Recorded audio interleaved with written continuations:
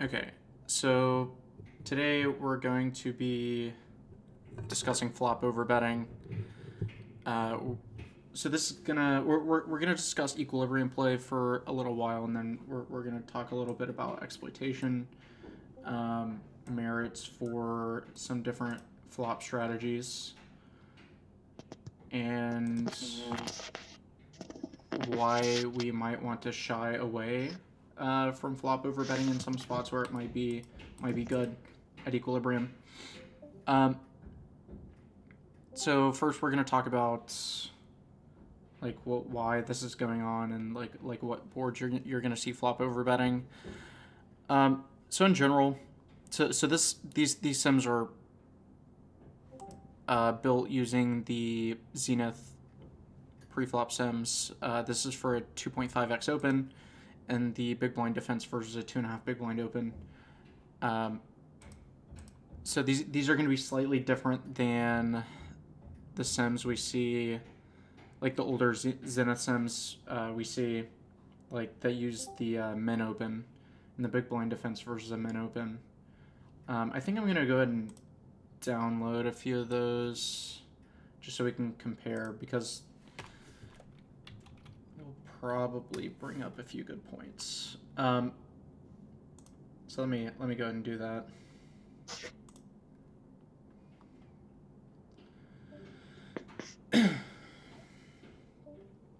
What is this? 6 linked?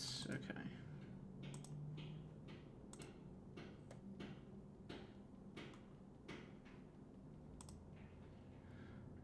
So in this sim, we can take a look at the aggregate report.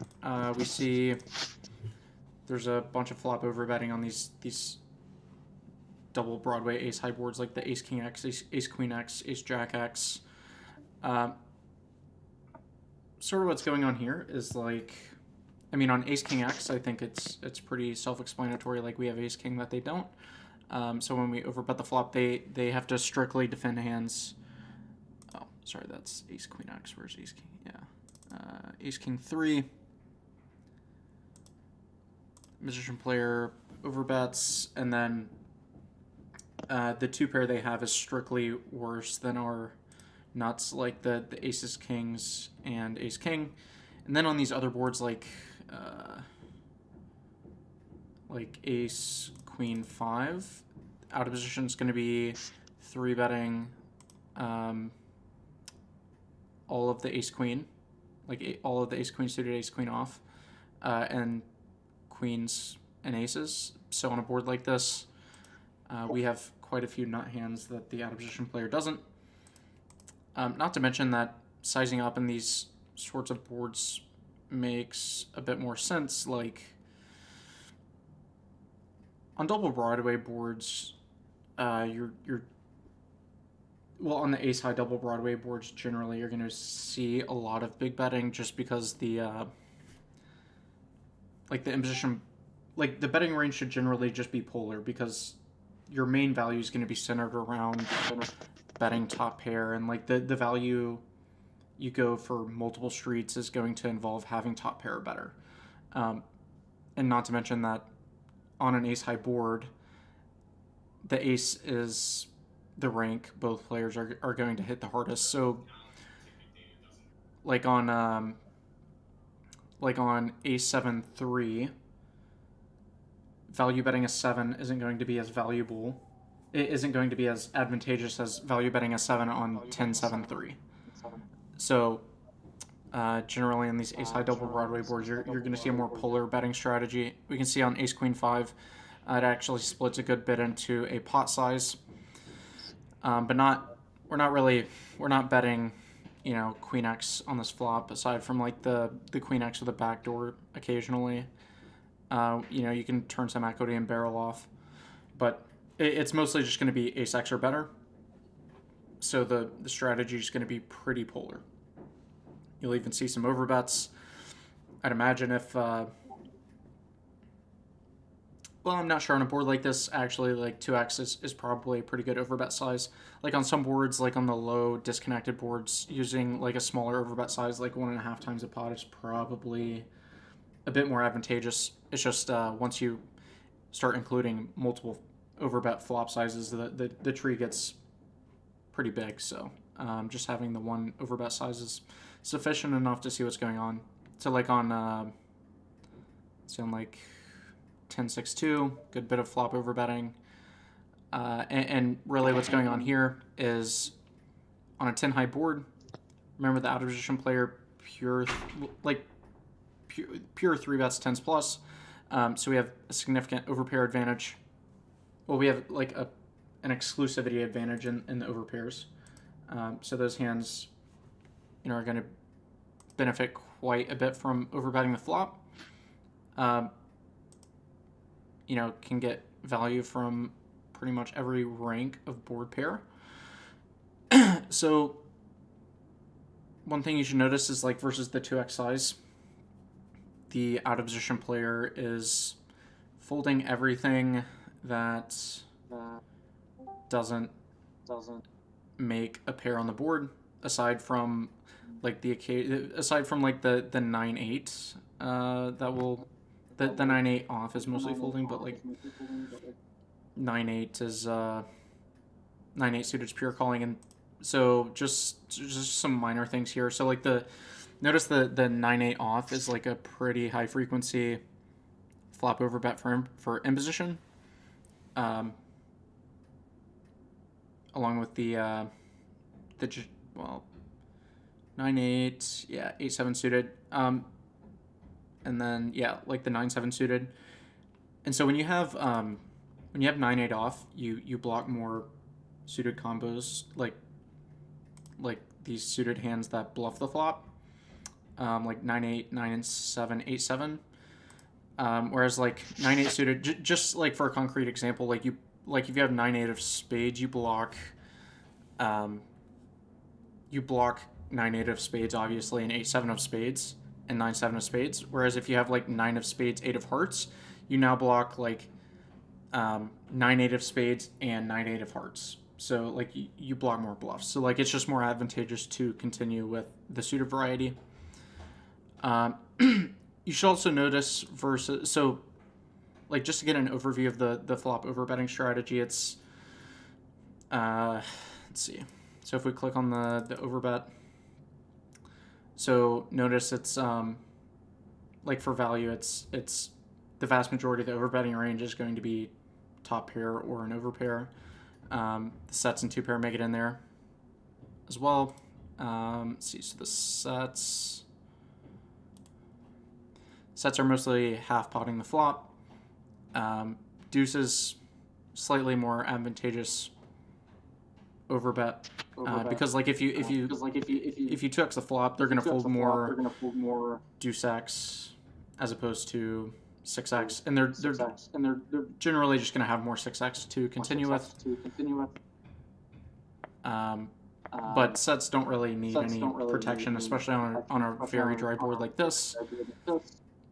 They don't need nearly as much protection as like pocket jacks or ace 10.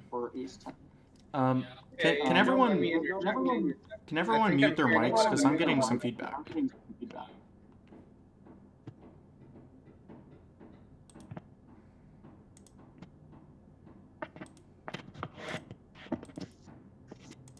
Okay, I just like manually muted some people, but yeah, just go ahead and keep those off for me. Okay. But yeah, notice like top set isn't making it into an overbet size, right? Because like if you 2x the flop, the most frequent continue is going to be 10x. So like when you block the continues, you don't want to be like overbetting a set. It just doesn't really make a lot of sense. The overbet strategy is going to be centered around overpairs, and then like on these ace high boards like ace king 5, the overbet size is going to be centered around like the strongest ace x. So it's going to be like ace 10 plus. So also notice that ace 10 of diamonds is overbetting less often than like ace 10 of clubs. Can someone take a guess as to why this is?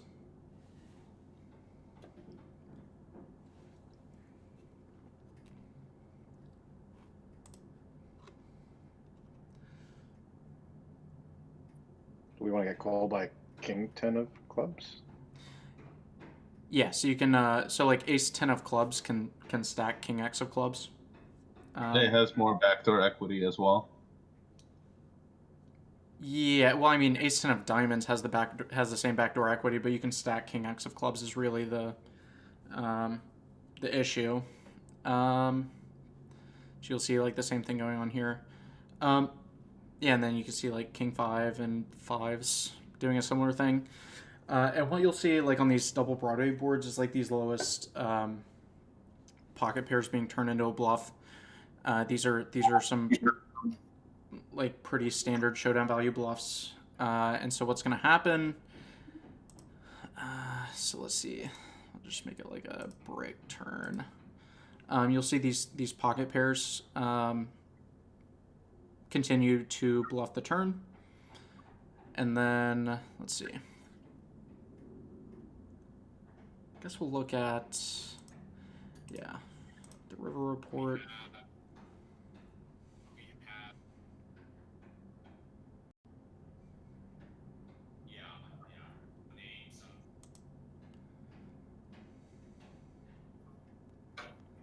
So if we look at a hand like, oh, wait. Uh, oh, oops. Wait, what is going on here? I don't know why. Oh, I see.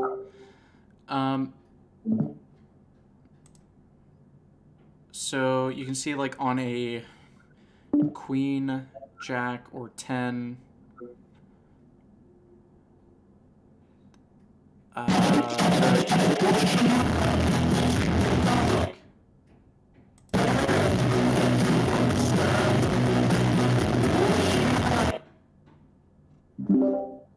Jesus Christ.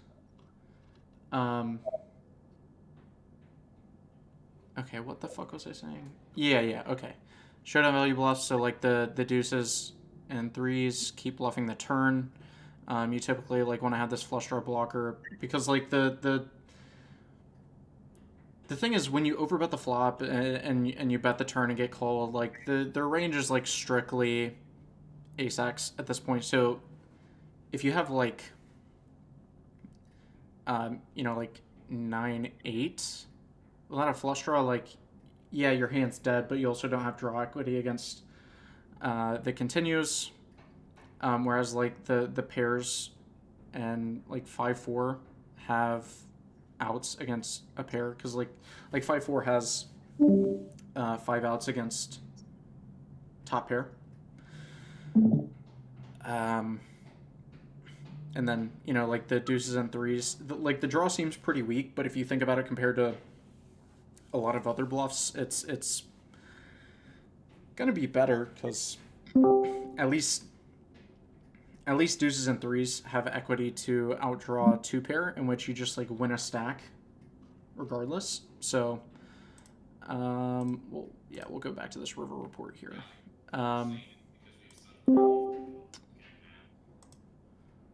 So these deuces are going to be, this combo of deuces is going to be bluffing on a queen, jack, or 10. And this is, well, and the, oh, well, yeah, some flush runouts just with the club blocker. But it's mostly going to be doing it like on these Broadway rivers because if we look at the out of position response, you can see like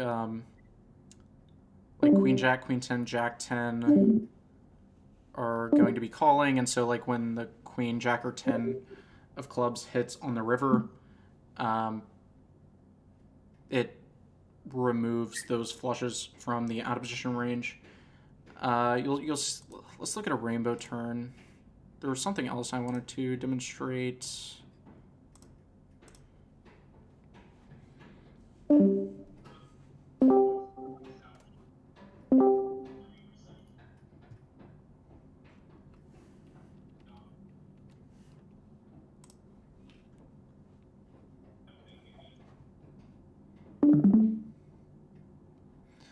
Okay.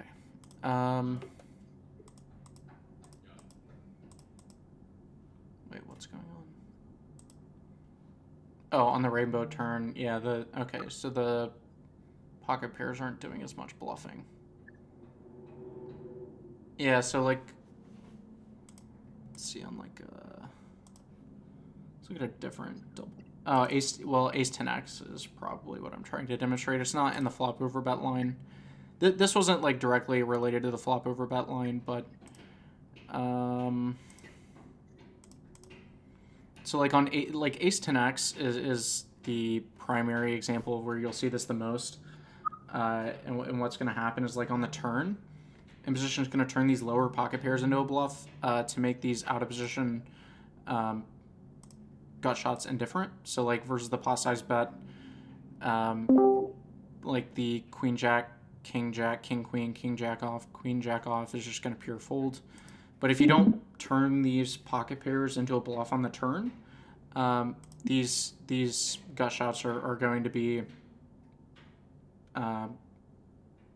closer to plus EV calls. And then when a Broadway card hits on the river, these let's see, is that yeah, threes is turning into a bluff typically. So like on a brick river, like an 8, these pocket pairs never bluff, and then like on some of these Broadway rivers, you'll see the pocket pairs starting to bluff. Yeah, like 5-4s starting to bluff.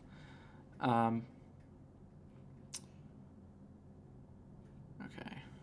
I guess that's a rainbow turn as well. I think the flush draw might be the best example. So like on a brick, like on a king, queen. Yeah, so on these Broadway cards is when like these lower pocket pairs are going to be bluffing, but doing a lot of checking back. But like on the flush draw turns, you can typically check down those lower pocket pairs more often on the river because they do have a shred of showdown value against like brick flush draws or whatever. Back to the main topic of flop overbetting. Let's see.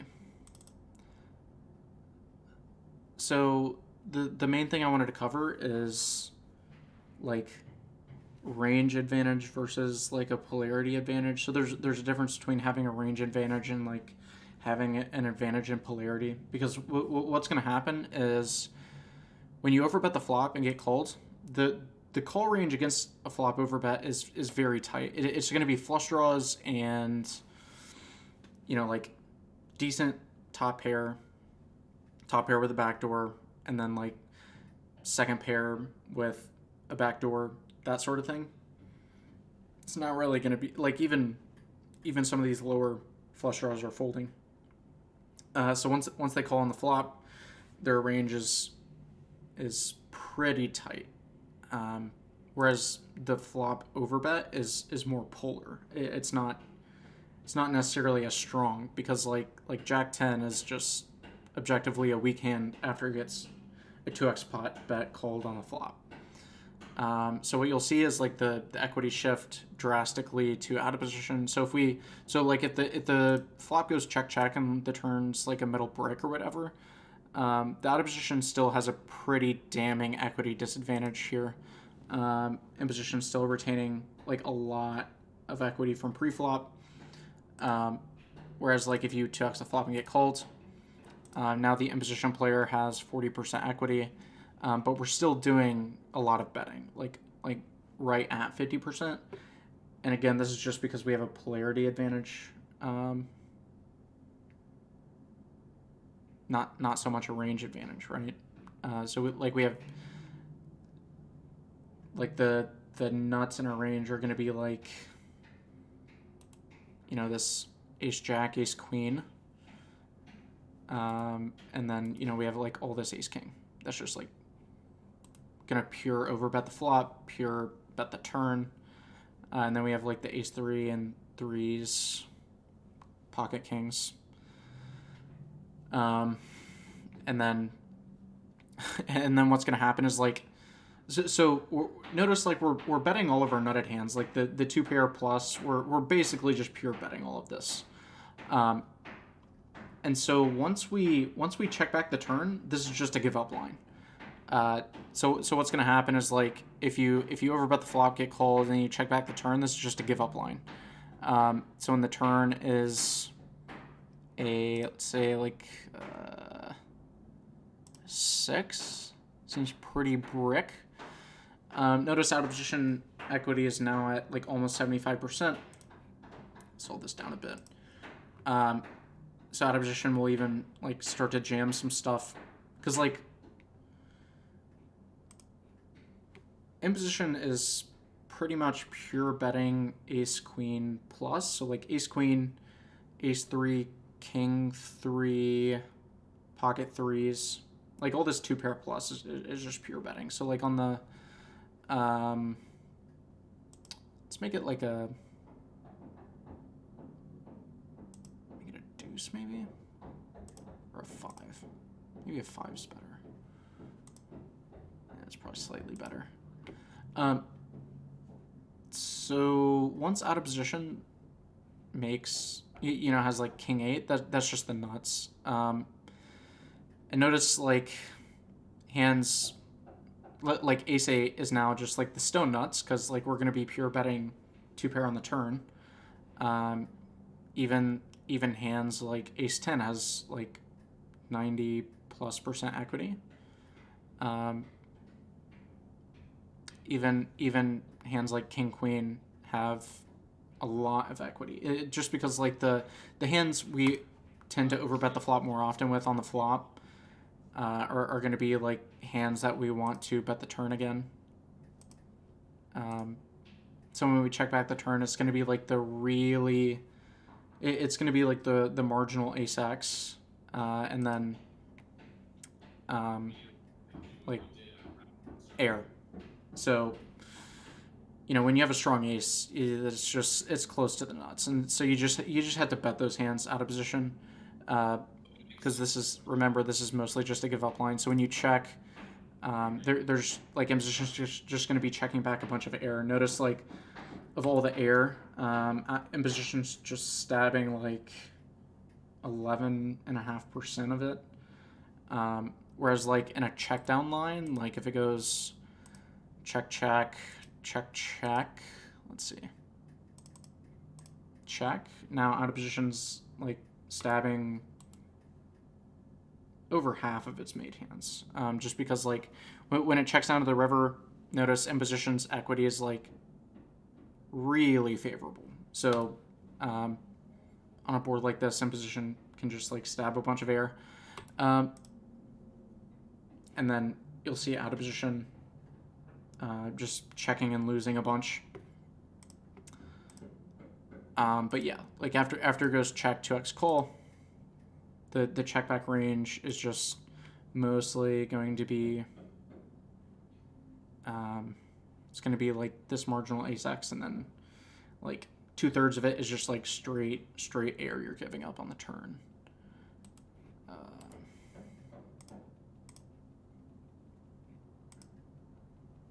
And then like the vast majority of out of position's air is just gonna like stab the river. But you'll notice even hands like queen jack of diamonds or whatever has over 50% equity, just because of like I'm just trying to demonstrate how shit this check back, like this is just a give up line. So like queen jack has equity against like the 10-7 or whatever, and in position stabbed the flop with and then gave up on the turn. Are there any specific questions about this so far?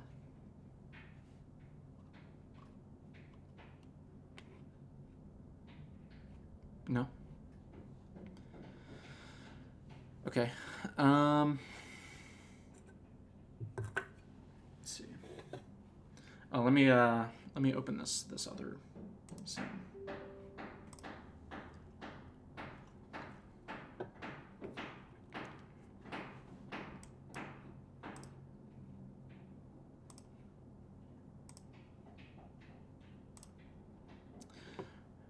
So this is another Zenith sim where in position opened. Is this the min open? Yeah, this is the min open sim. So like in position min opened, and then out of position defense versus the min open. So it's like every suited hand, and then all the way down to like king 4 off, king 3 off, even some 6-4 off, 5-3 off. So what's going to happen is the out of position player is going to be much wider on the flop.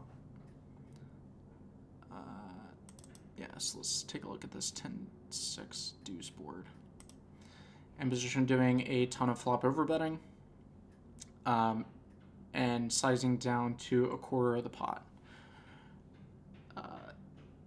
So basically, what you'll see when out of position has to defend wider is that the small bet becomes a bit more advantageous. Like if we look at 10-6, where'd it go? So like here we only see like half pot and 2x, and a slightly lower betting frequency, whereas here the small bet is like pretty nice, given like how much they have to overfold. So like versus a quarter pot bet, alpha's 20%. So they're folding like 7.5. They're overfolding by like 7.5%, whereas like here, versus a quarter pot bet, they're only overfolding 2.5%. Versus the half pot size, still overfolding 2x. They're pretty close to equilibrium defense, or to optimal defense, I should say.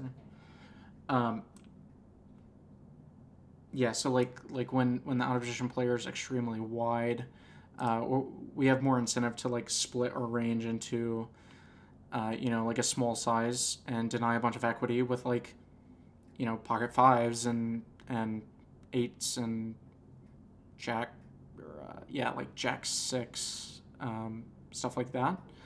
And then we can, because they're so wide, they're still gonna have to defend a good chunk of their range. Like they still have to defend 30. Well, they're supposed to defend like 33 1/3 against like the 2x pot bet. So they're gonna be slightly overfolding on the flop, just like how flop defense works. But oh, sorry, hold on, someone's messaging me. Oh, okay, I unmuted you. Go ahead. Hey, I was just asking about the 2x sizing on the flop. Are there any other sizes available when you overbet? Like, can you go bigger or 1.5x? I was just curious. Yeah, well, I mean, like on the lower disconnected flops, I tend to just use like instead of 50 and 200, I use 50 and 150. Is the reason that you don't have to be as polarized? Well, my reasoning is that they continue versus the 1.5 similarly to how equilibrium defends to the 2x. Okay. I think people just defend too tight against the 2x, which should raise some questions as to exploitation with the 2x size, because if you think they defend too tight, like if you 2x the flop and you suspect they just like pure fold their deuce x on the flop, you should really consider overbluffing this line. Okay. And just to recap, we didn't really talk about flop range construction, but we can do that quickly. On these low connected boards or disconnected boards, the flop overbet is mostly going to be comprised of over pairs and then using like over cards with a backdoor, like like king queen, king jack, queen jack with a backdoor. Not to mention queen jack with a backdoor has a backdoor straight draw as well.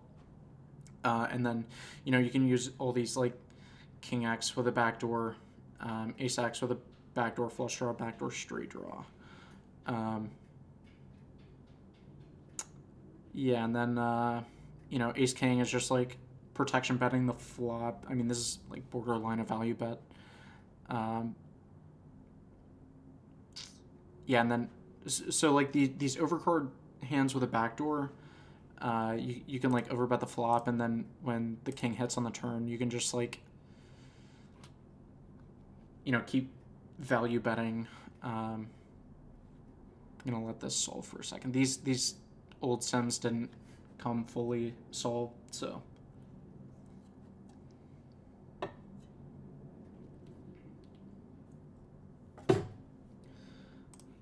Check, and then you can see like all this king x is just like pure betting the turn. So if you bet like, so we're sizing down on the turn because like a lot of our bluffs on the flop are like have a king in them, and so like once a lot of our draws complete, to make out of positions continues, like out of position, a lot of the out of position range indifferent to continuing, you're gonna have to end up sizing down. Yeah, so you can see that like even like they're still overfolding.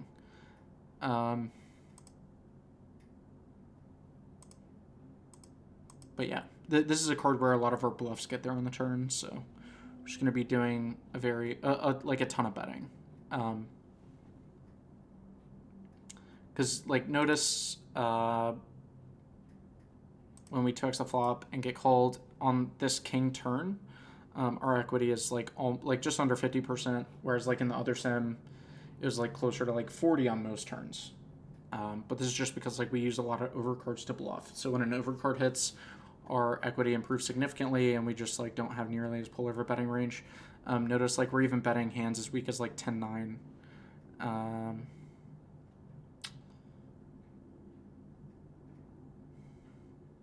Mostly with a flush draw, but like notice like 10-9 of hearts has like over 60% equity here.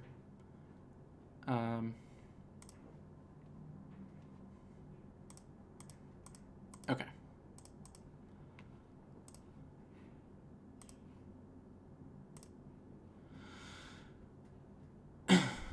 Okay. Any questions so far? Really likes the balls, queens, all of them. Why that?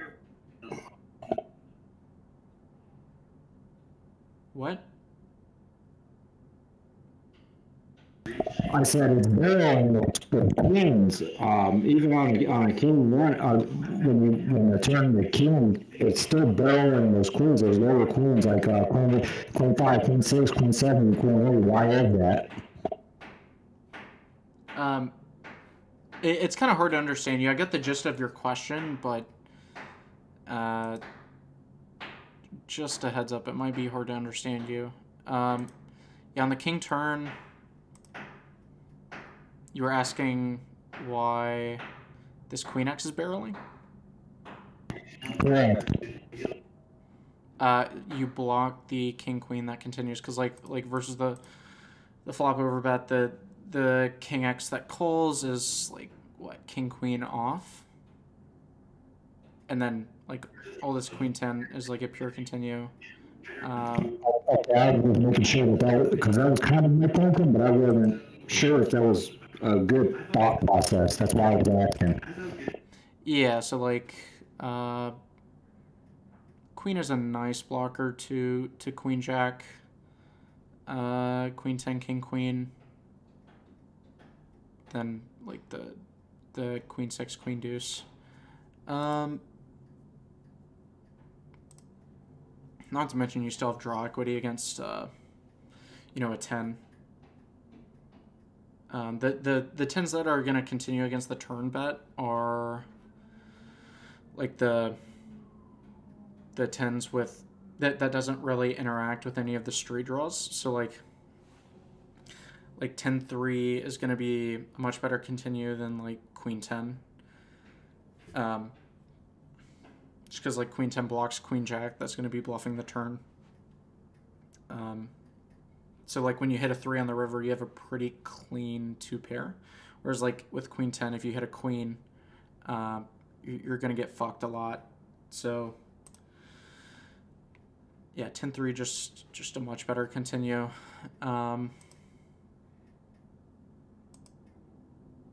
Okay.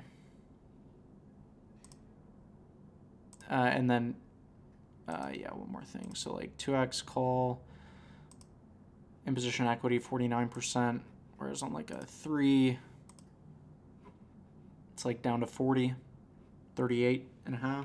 So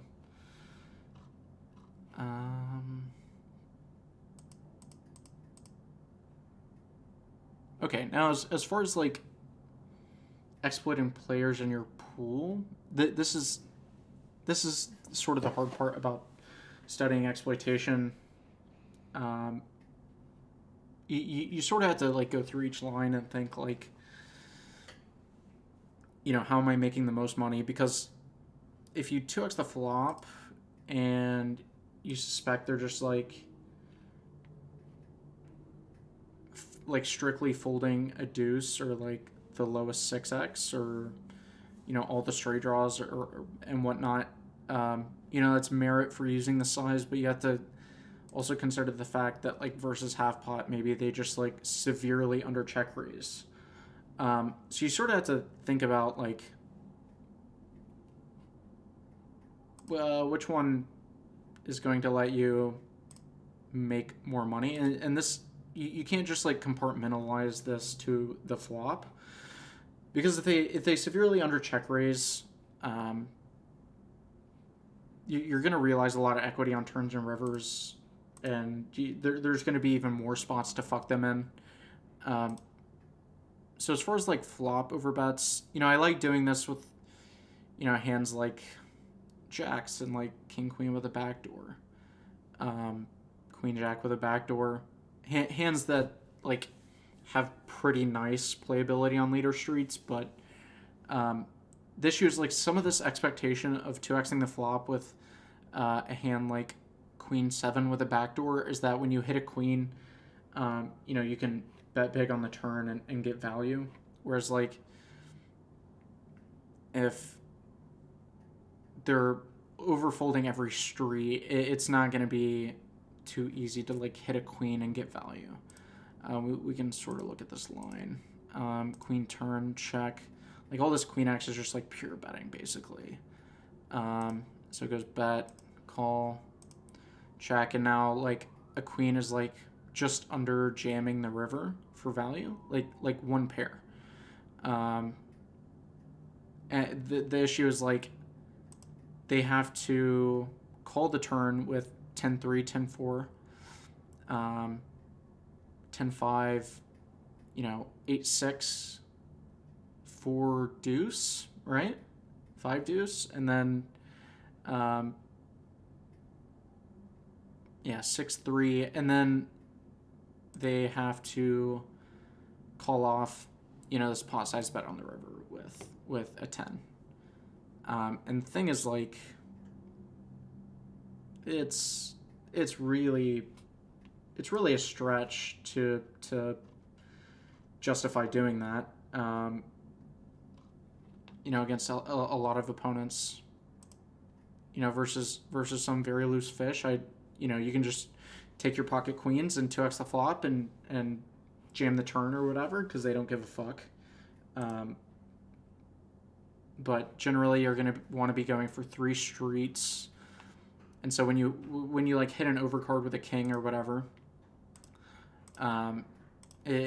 you're not going to be able to yield a lot of this expectation. So just kind of be mindful of that. Like, you know, you can take this, you know, this king queen hand and 2x the flop and stuff, but you might want to consider, you know, half potting because they don't check raise enough, or like you might consider like 2xing the flop with like king 5, like with all the straight draws, all the backdoor straight draws and flush draws and stuff, and then, you know, like half pot the king queen and like check back some king queen off. just because like in the check back line they have to do a lot of big probing, like 4 times the pot, and that's just not happening. So sort of be mindful of that. But if they're like severely overfolding versus the 2x, like if they're just like folding anything that's not top pair, then yeah, you should just be over bluffing the fuck out of this line, which is definitely a viable option versus most opponents. But just be mindful that some of your expectation from bluffing these overcard hands comes from being able to get value on turns and rivers. So you might just opt to do this with gut shots and like king x with a backdoor and stuff like that.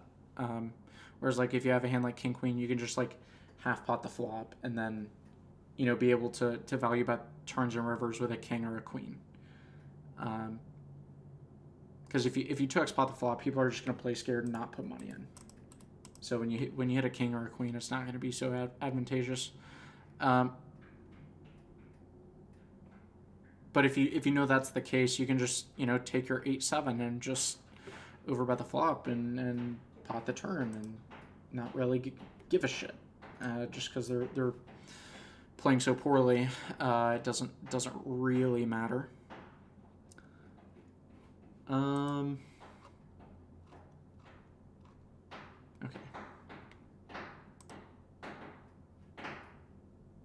I'm going to have to wrap this up pretty soon. So are there any questions? Yeah.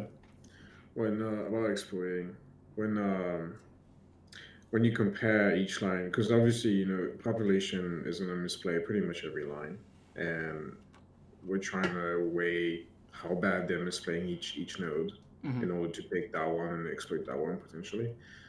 Do you have any? So obviously we talked a lot about how exactly they may or may not be misplaying the overbet node. So I got a pretty good idea of that. But like, what would you look for in order to weigh other nodes? So yeah, okay, they're not check raising enough and they're not probing large enough. So those that means you realize more, right? But is there other stuff that's not just straight up about them being too passive? Like, is there like, how would you weigh, like, for example, how sticky they may or may not get in the 50 pot c-bet line, right? Because okay, they might overfold against an overbet, but they might actually be overcalling later, like either against the 50 pot or later in later streets. Like, how would you weigh each of these leaks that the population might have? Yeah, so it's like because equities run relatively close on the flop, it's like nearly impossible to tell, unless you do like a fuck ton of node locking, which it's probably more trouble than it's worth. But you can just sort of get an idea, like because what you'll see happen is like, and so this is an exploit I use in 3-bet pots very often, is a lot of people like 1/3 pot the flop in position in 3-bet pots because people don't check raise enough. Well, that's true, but they'll still find check raises like 7 or 8% of the time with hands that are like quite obvious to do so, like 2 overs with a backdoor, or like bottom pair with like a backdoor or whatever. But they're not finding a bunch of mergy check raises, so they still under check raise. But like, if you half pot the flop in position, say on like queen 8-4 or something, they just straight up don't have a raising range because people just intuitively hate putting their stack in the middle without the nuts. So when they see a half pot size, when they consider the option of check raising, they know they're probably gonna have to put their stack in the middle. Whereas like versus a quarter pot c-bet, they can check raise small, bet the turn, and not have to put like the vast majority of their stack in the middle or like have to shove the river. So people are just like much less inclined to do these sort of check raise things with versus the slightly bigger size. So like what you might find is like versus a half pot size, they're just like severely under check raising. Like they might proportionally be under check raising even more so versus the half pot size than the quarter pot size. So you sort of have to play around with these things. It's sort of hard to tell. I would just, sort of. There's not a great way to measure it, because like poker is very complex, and like I wish I could just say like they're overcalling too much versus the half pot size. So just like don't bluff and then bluff the turn or whatever. I see what you're saying. Yeah. In general, I'm gonna sound like I'm beating a dead horse, but just play well. My general advice is just to study your ass off. Like in the long run, that's going to be what makes you a stronger player. Like I mean, honestly, like I came up in poker by just studying sims, and I didn't really do anything else. Like, I had a database, but I never like I looked at the results, but I didn't really look at anything else other than that. Not saying you shouldn't do that, because like I think my results could have been better if I did. But I'm just trying to demonstrate a point that it's just like not absolutely necessary.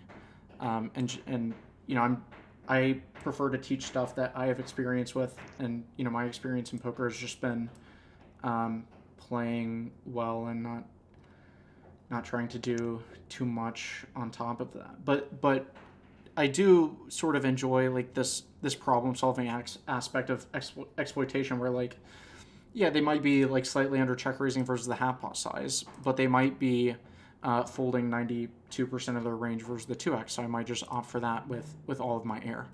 And then when you have a hand like jacks or queens, you can just bet like 120% of the pot or whatever, because they're not going to be like as severely check raising or severely overfolding versus that size.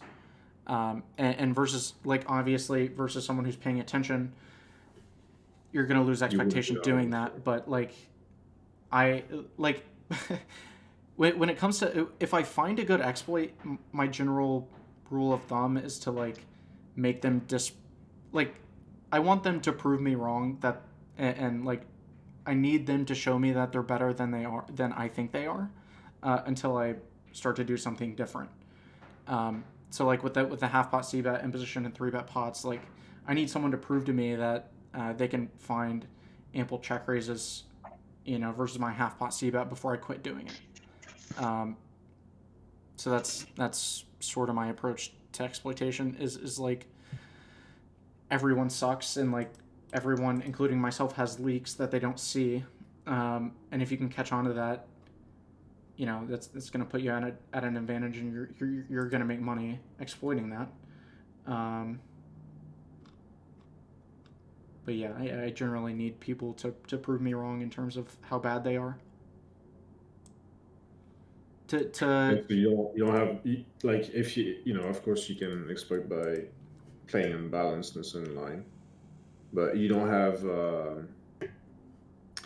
Do you tend to like not necessarily take people into a certain line, like assuming you know each line equally well on the spot, right? Mm-hmm. And you got the option to take them into, like you're in a different hand or whatever, and you can 50 pot, you can overbet, etc. Do you ever like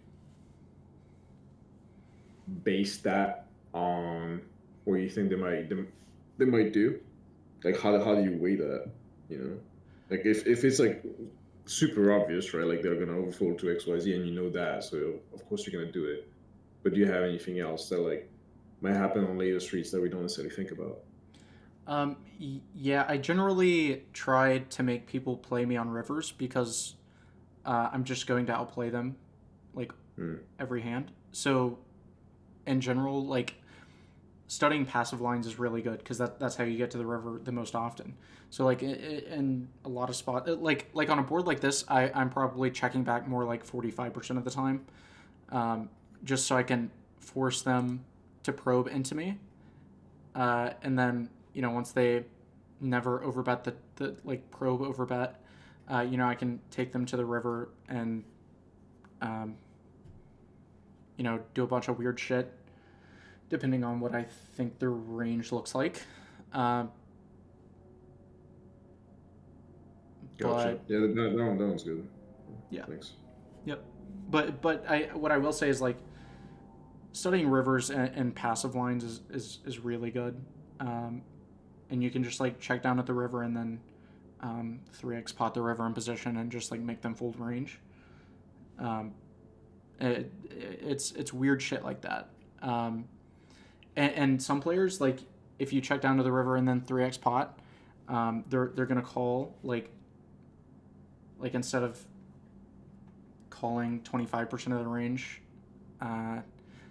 like at which is like optimal defense, they'll end up calling like 45% because they think just like it checked down the river, I have a pair with a blocker, so I should just like pure call or whatever. Because like if you check down the river in a spot like this, and then the river's like a 7, and in position like 2x's.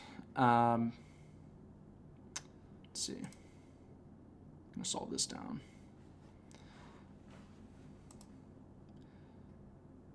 They're supposed to, let's see, versus a, is this a 2x pot? Yeah, so they're supposed to fold 2/3 of their range.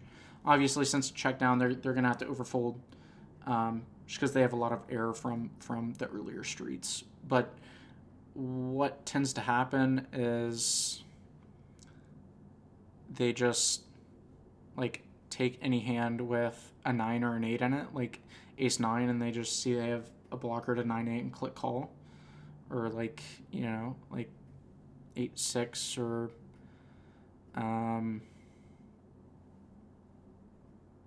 pretty much any hand with like a straight blocker, and they just kind of click call. And what ends up happening is like, because like if they get to the river, they're just gonna like pure bet ace 10 and all over their king x. So you can do a, like, here, I'll just for demonstration, like say they just like bet their ace 10. Let's see what else. They're gonna pure bet their,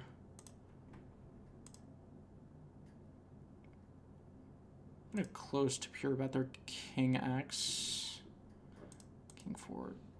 I'm just doing this for a demonstration. I'm not saying this is the case, but if they never get to the river with top pair or ace 10, probably gonna bet like most of their 7/6.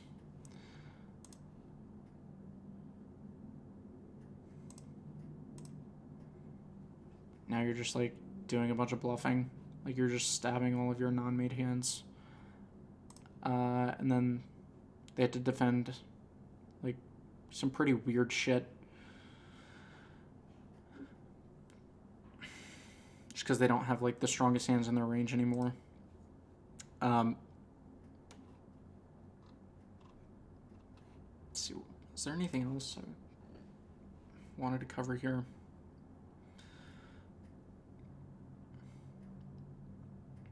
Not sure. Are there any last questions?